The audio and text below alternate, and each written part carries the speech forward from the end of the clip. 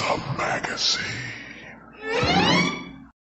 Hello, once again, I am Doc Rotten, and this is Gruesome Magazine, where we review the very latest in streaming and video on-demand horror movies. Each week, my co-hosts Jeff Mohr, Crystal Cleveland, Dave Dreher, and I will take a look at various spooky, scary, and gory genre offerings. Tonight, we are reviewing The Banishing, streaming now on Shudder. But let me introduce my crew, starting off with my co-host Jeff Mohr. Jeff, how you doing, sir? I'm actually doing excellent. I'm totally vaccine affected or something. Yeah. You're vaccinated. Yeah. Fully vaccinated. Fully vaccinated vaccinated, now, right? More than you vaxxed. You're vaxxed. Totally vaxxed. You're vaxxed. All right. Also joining this week is I feel pretty. Oh, so pretty. Okay. The living tech girl. Crystal, how you doing? I'm good. I'm only half vaxxed, so I still have a ways to go. I'm half vaxxed as well. Yeah. Should be fully vaxxed shortly. Next few weeks. It's a thing. It's a thing. It's totally.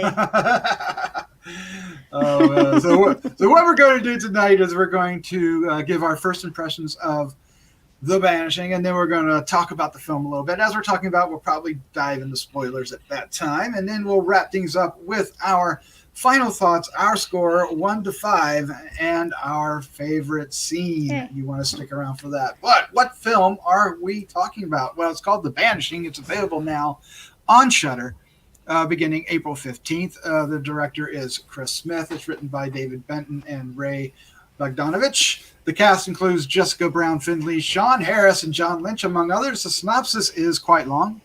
From acclaimed director Chris Smith, comes The Banishing, which tells the true story of the most haunted house in England. A young reverend and his wife and daughter move into a manor with a horrifying secret. When a vengeful spirit haunts the little girl and threatens to tear the family apart, the reverend and his wife are forced to confront their beliefs. They must turn to black magic, seeking the help of a famous occultist, or risk losing their daughter. That sounds awesome. A true story? I'm surprised it's reverend instead of vicar. Vicar. The vicar's wife. Oh, yeah. Take the. I guess you take true story with a grain of salt. It's probably usually. Usually. All right, so let's give our first impressions. Crystal, you're first. What was your first impression of The Banishing? Okay, so I love the lead actress. I think she is fabulous. She's fabulous in everything she's in. I also liked the vicar, her husband. I think he was quite great. Actually, all the actors are good in this film. I think the film is shot really nicely. The cinematography is nice. It has a good atmosphere, as we say. The story is okay. It's a little flat, and it's a little boring. So there's not much to it, but I guess along the lines of these period pieces, you tend to find that sort of softer horror. However, there are some moments that the actual basis of what's happening here is pretty devastating and dramatic. We don't really see it, but it is there and it's underlying. And so the thought of it is rather tough. I think that it has some interesting ways of doing things. They use a lot of mirror play. The daughter is very good, although at points I thought she was a little booty head. But that's part of what's happening with the movie, so it's fine. It's fine. No problem. Overall, I found it a good movie, and it was an interesting watch. But it was good. It was nothing mind blowing. It was nothing that I would be like, oh, this is so good. I would have loved if they had explored the Nazi side of that and the reason for the bones and things like that. I don't think I'm giving anything away with that. I think that would have been a little bit more interesting avenue to take. But it was okay. Yeah, as it is, it might be a distraction more than a help. Yeah. Maybe. All right, Jeff Mohr, what was your first impression of The Banishing? I actually kind of like this. I'm with Crystal. The actors, all of the actors were excellent, and she mentioned that we were talking about her beforehand. But Jessica Brown Findlay, I recognized her from Downton Abbey. She played Lady Sybil and was beautiful in that. And and this is the kind of film where her condition kind of degenerates, but I thought she was beautiful in the early part of the film here too, which is kind of what got me there. John Lynch playing Malachi, kind of I think is he the Archbishop or something, or the Bishop, is good and mysterious. Sean Harris is the Occultist, and I like Sean Harris. If you want to see one of the weirdest movies you ever saw, watch Possum. That Possum, is one weird movie. So anyway, and John Heffernan as Linus does a good job as well. And so I liked how we're in that world. Right, we're in that world.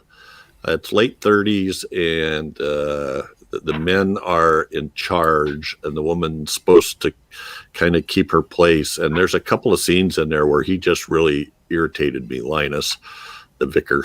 When they're having breakfast, and he goes, "I know what, you and I forgot Adelaide go into town and do this. That'll be so much fun." And then he just gets up and walks away. Like he just planned their whole day for them, that they're going to go do what he thought would be fun for them. And so will drive you. And then he gets mad because she's talking to somebody when she gets into town. Anyway, I like this. I thought there was a lot of good tension. There's a lot of good mystery. I love the mirror stuff going on. There's like a time thing going on, or an alternate. I still don't even know for sure exactly how it works out. And I thought that it was, there's a thing towards the end that is an extra piece to it, that there's more going on than what you know about or what you imagine, so I enjoyed this. I thought there was good, creepy stuff. Those little monk dolls were just creepy as all get out. Yeah. And the way the child changed her relationship with her mother.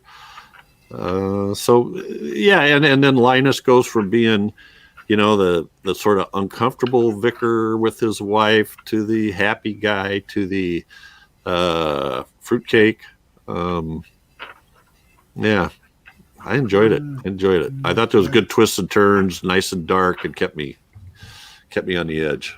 Kept you on the edge. Unfortunately, I was bored out of my mind. I really wanted to like this movie. It has the right elements. I really like the cast. I really like Sean Harris. He's one of my favorite parts of the recent Mission Impossible films, as the bad guy that keeps popping up in the films. But I thought the whole story and plotline just fell apart. I thought it was just dull. It didn't have a good through line to it. It kind of was all over the place. I thought they overused the mirror tricks. It got a little hokey at times. I was thoroughly disappointed with this film. I did not like it. And I wanted to like it because it has all the right elements. I love supernatural films. I love British films, British horror films.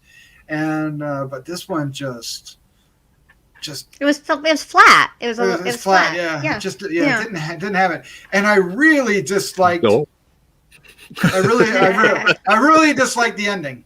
I think the part you're talking about with the bones. I would have liked it in the context in which Crystal was talking about, if it was actually a part of the story, but to just kind of do what they did with it, I was kind of like...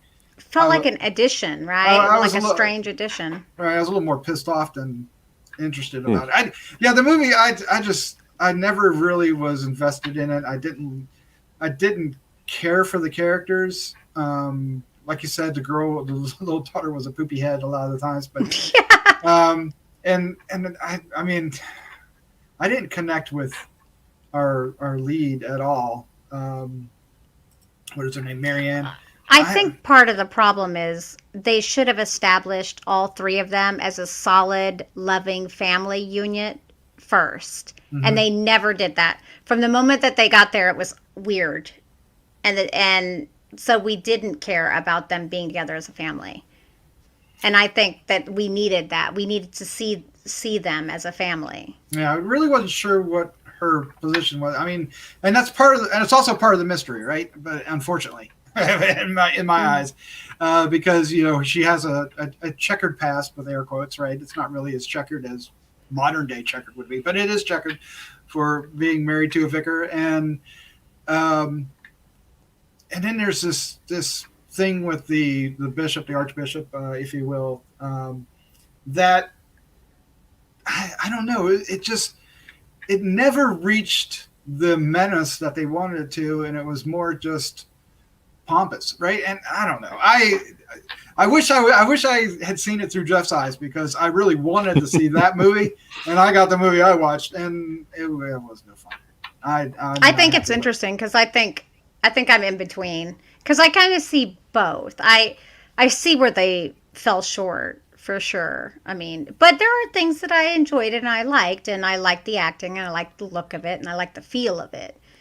And I think at its core, the story was actually kind of cool. It just, the impact was gone, was missing. And no, I was impacted. So. Yeah, well, I'm wondering if I feel like there's a story. It's supposed to be based on a real story, so I feel like there's some maybe urban legend, if you will, that's behind this that people know that we don't. I mean, I like the director. Triangle and Severance, even Black Death, I like. I really like Triangle. Triangle was a lot. Everyone likes Triangle. Mm-hmm. Yeah, but, I'm not saying he did a bad job with this at all, direction wise, because I think the cinematography and the shot selection and those kind of things, I think are really nice. I mean, you really feel this castle and everything, or this house, or it's a monastery, right? Or no. What is it? It is like a big home. Like it's not quite a castle, but it's a manor. We'll call it a manor. Yeah, manor. Yeah. And it has a history, and but anyway, you get the idea. But Jeff, you got to convince me. Tell me where I'm wrong. Oh, I don't have to convince you, but I everything that you said, I didn't feel that. I didn't think it was boring. I liked the ending, because that's something I kind of got into at one point, was researching. I can't say what it is without going spoilers. So unless we're crossing that line yet. Well, Crystal already said it, so. Well, but I think it was still vague enough to know, so you won't know what it is until. Right. But they do mention the Nazi connection earlier than that, by the way. Yeah, they accuse him because the truth is, I mean, that's the times that they live in, and they're talking about the fascists and about how, I mean, of course, people are going to be accused of having German connections because everyone's scared. They should be. So anyway, I liked when it went that direction, because I had researched that and occult. Yeah, that's true. I read they a do bunch say about that those so are actually real. I thought that was a neat twist. I wish they would have played it a little bit more in there. Well, that's exactly. But my it problem. But I don't. It didn't make me mad. I just thought they missed an opportunity, and I didn't feel like this. I thought there was a consistent story. It's told in such a way that you can't really tell what it is. At least for me, I didn't know what the hell was going on till we got closer down to the end. Like, what parts are these playing? Is Malachi the bad guy? Is the Sean Harris character the bad guy? Because they're both sort of iffy, and maybe they're both bad guys. So, So I enjoyed that, and finding out where it ended up.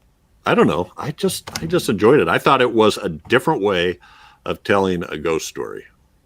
That they were kind of looking at a different way of presenting it, and I was intrigued with that. I don't know. I do feel like this is the same story I've seen in other movies. I'd mean, say a or different maybe it's- story, a different way of telling it. Yeah. Maybe I see yours. I actually see yours.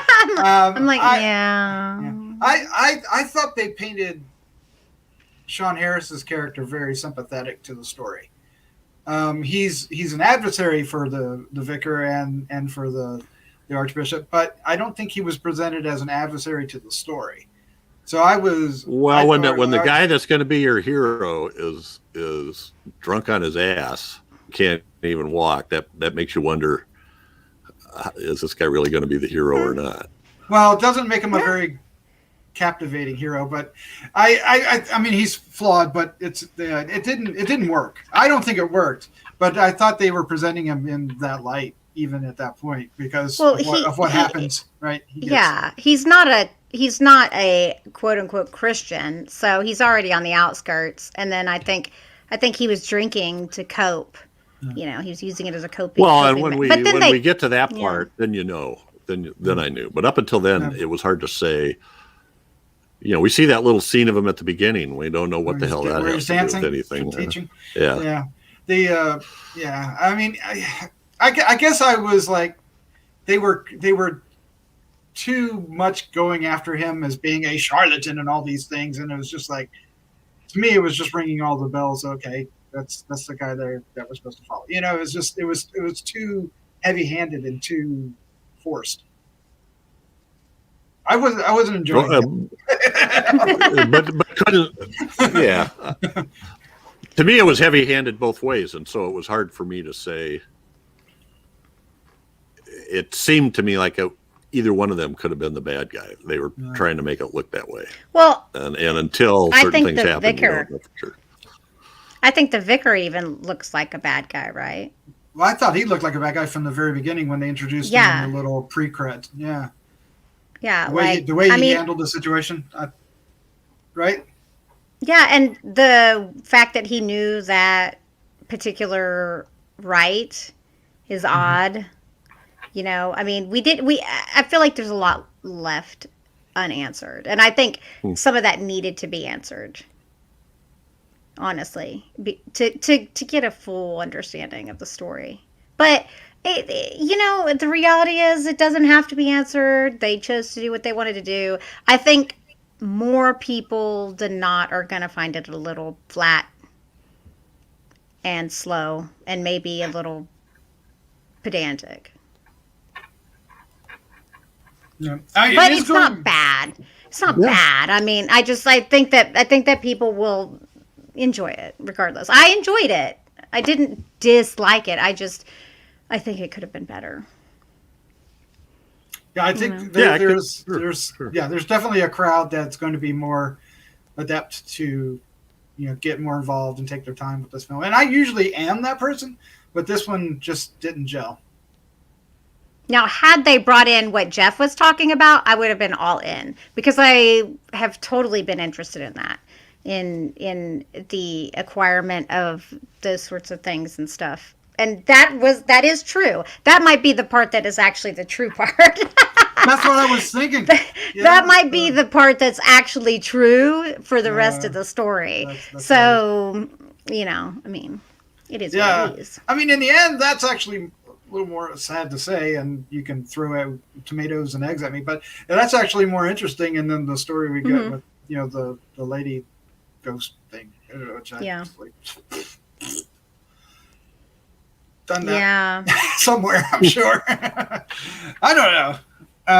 So that's why I think it made it confusing. No. I think it made it confusing too that they used that because they were doing time displacement things, that it became confusing as to her character and the woman ghost character. Even the maid. It was muddled. Yeah, it was very muddled that way. So I think that was kind of confusing at points. Mm-hmm. I think it would have been better to be able to clearly distinguish between them. And also, I think we needed to sympathize more for the ghost. I mean, I know we heard about it, but we didn't really feel it. We didn't feel it, you know, because we didn't really get the impact of it. I don't know. I mean, like I said, these are things that they could have done. They didn't. It's fine. Whatever. I think it was things that it would have maybe made it more impactful, but like I said, it was entertaining. I hear you. All right, well, let's go ahead. Sorry, Jeff. Let's go ahead and wrap this up. I know. Sorry, Jeff. Let's give our final You're thoughts. sorry you didn't like it. Our score 1 to 5, it, but not as much. and our favorite scene. But before we do, let's if you want to, we want to thank you for listening. I know I'm stumbling over myself now, but we want to thank you for listening. If you're enjoying these reviews, please check them out. And if you want to help us out, you can do so easily, and it's free. Hit the subscribe button, hit the share button, share with a friend, and that would be awesome. You can hit the like, you can hit the dislike, you can also leave some comments. Subscribe. Do it. Let's take a quick moment to thank our patrons over Patreon, who without their help we wouldn't be able to do not only this podcast but the Horror News Radio podcast, Decades of Horror, and Heroes and Droids. Thank you all so very, very much. All right, let's do it. Our final thoughts, our score 1 to 5, and our favorite scene. Crystal, you are up first. Okay, so I did kind of poo-poo on this movie, and I mean, it deserved a little poo-pooing on, but I get why Jeff liked it, and I could totally see some people liking it. I think it could have used some zhuzhing up, some oomph, as it were. But it wasn't awful. I'm gonna give it. I am teeter-tottering between a 2.75 and a 3 because wow. because I do think the quality of the picture is there. No, I gotta give it a 2.75 because it just is lacking that something. And I know it could have been there, but it is well. I think it's worth a watch. However, I mean, I'm a horror lover, so my favorite scene is I think the monks were super creepy. I think the monks around the girl's bed, that was really creepy. Yeah, it bothered me. I was like, ugh. Well, I mean, the monks as the dolls were creepy enough around the bed, but then seeing it in real life, I think, was even creepier. Mm-hmm. So, yeah. Yep. All right, Jeff Mohr, it's your turn, sir. What is your final thoughts, your score, and favorite scene? So I didn't think it was flat. I was kind of wound up through the whole thing. So I'm giving this a 3.5. Nice. And my favorite scene is, I'm gonna say when the we've talked about this. I don't think this is too anyway. When the girl goes into the mirror. That's not. And then what happens after that? You know how the way it's shot and the way she looks. I just thought that was intriguing, and it's it's a little. Geometric trickery, I guess, but I liked it. Yeah, they used that a lot. maybe not that exact scene, but the mirror played a lot. But Mm-hmm. All right, so unfortunately, this film didn't resonate with me. I kind of got upset with it and put on my cranky hat. I can't help it. I didn't like it. It technically there's a lot going for it. I think there is something in here for a lot of people to enjoy. It just rubbed me the wrong way with the story and not getting involved with it. I didn't grasp what the character. I don't know. Grumpy hat. We'll blame it on the grumpy hat. Because I'm only giving it a 2. Oh wow. Ooh, okay. I kind of didn't like it. It probably deserves more than that, but that's what I wrote down. So I'm giving it a 2. And my favorite scene, I'm going to go with. It happens a couple of times, and I like this. Was my favorite part is when our lead would see versions of herself or become immobilized. Oh, I know exactly. That was creepy. My favorite one was when she was stuck to the wall. Yeah. Of course, I know exactly what you're talking, because that actually messed with me too. I was like, oh, I don't like it. Yeah, it was quite a striking visual. And there was another one where she went running down the steps and ended up like side by side with herself, and it was there was, but and they did that at some other things too with they played around with that idea with the maid as well. Was she there? Wasn't she there? What was actually happening? It's kind of, I don't know. I like those visuals. They had some really cool visuals because the three guys standing around the bed were pretty striking too. Even when it was just one of them standing outside the garden. And yet you gave it a 2. But it was just like these little getting from this dot to that dot was like. Bleh. Yeah, that's fair. Put that on the box. Yep. All right. Jeff's gonna. I don't know how to spell it. Jeff's gonna throw shade at me. I know he's gonna throw shade at me. All right, there's our review for The Banishing. It is streaming now on Shudder, so you have no excuse. Go watch it. You have Shudder. It's there. It is. Oh yeah. They are delivering the movies every single week. Something awesome. Yes, and next month is going to be really cool. Even though we reviewed almost all the movies already, but it's going to be cool. All right, so I want to thank you, Crystal and Jeff, for joining me. This was a lot of fun. Yeah, you're welcome. No problem. Let's say good night. Good night. Good night. Good night.